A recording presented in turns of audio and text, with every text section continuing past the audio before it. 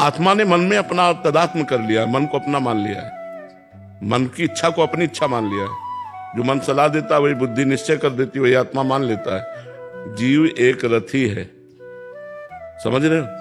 शरीर एक रथ है, इंद्रियां इसके घोड़े हैं, मन इसकी लगाम है, तो बुद्धि इसका ड्राइवर सारथी है।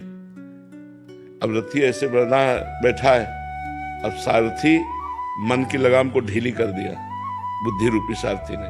अब इंद्रिय रूपी घोड़े मत वाले होकर विषयों की तरफ भाग रहे हैं और रथी कुछ कर ही नहीं रहा। अगर वो अपने स्वरूप में आ जाए और सारथी को डांट लगा दे तो सब बात बन जाए।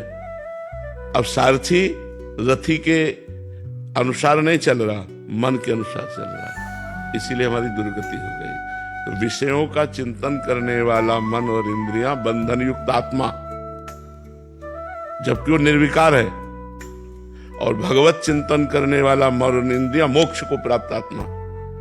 जब सैनिक हारते हैं तो हार किसकी होती है? राजा की होती है ना। हाँ, और सैनिक जीतते हैं तो विजय किसकी होती है? राजा की होती है। तो ये सैनिक अगर गंदे आचरण करें तो बंधन में कौन आया? वही सुअर बना, वही कुत्ता बना, वही नीच योनियों में, वही प्रेत योनियों में, अधम योनियों को प्राप्त हुआ निर्विकार सच्चिदानंद स्वरूप आत्मा। तो इनको ठीक करने के लिए मनुष्य जन्म मिला है कि हम इनको ठीक कर लें, इनमें हमारी आसक्ति हो गई है। आज मेरा मन कहता है ये खाना है, ये खाना है, लेकिन आज मैंने ये खाया, कहता मन है और खाया मैंने, तो अहंकार विमूढ़ आत्मा करता हमित मन्यते, मैंने किया, मैंने खाया, करता और भोगता भाव, तुम मरो फिर भोगो।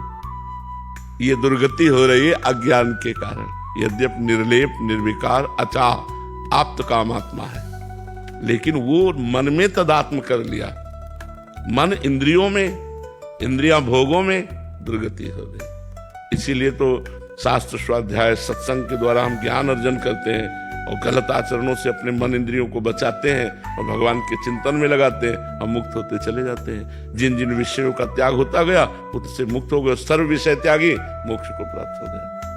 क्योंकि आत्मा मोक्ष स्वरूप ही है, उसे कभी बंधन प्राप्त हुआ ही नहीं, पर उसने भ्रम से अपने को बंधन में मान लिया।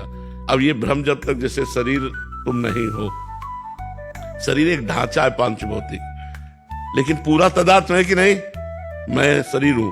अब इस शरीर के द्वारा जो भी कर्म बनेंगे वो आत्मा को बंधन में डाल देंगे। यही आत्मा नाली का कीड़ा बन जाता है जाकर, यही देवता बन जाता है, यही भगवत स्वरूप हो जाता है। जैसे कर्म होते हैं वैसे भोगना पड़े, और अगर इसके कर्ता और भोक्ता भाव खत्म हो जाए तो मोक्ष को प्राप्त हो जाएगा।